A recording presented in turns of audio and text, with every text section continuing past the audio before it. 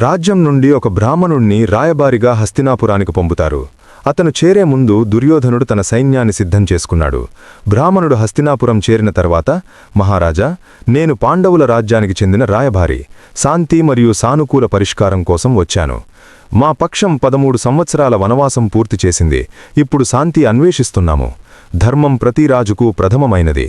యుద్ధం కాకుండా చిత్తశుద్ధితో మార్గం తీసుకుంటే రాజ్యానికి ప్రజలకు మేలుంటుంది. దయచేసి మహారాజా, నా మాట వింటూ యుద్ధాన్ని ఆపండి.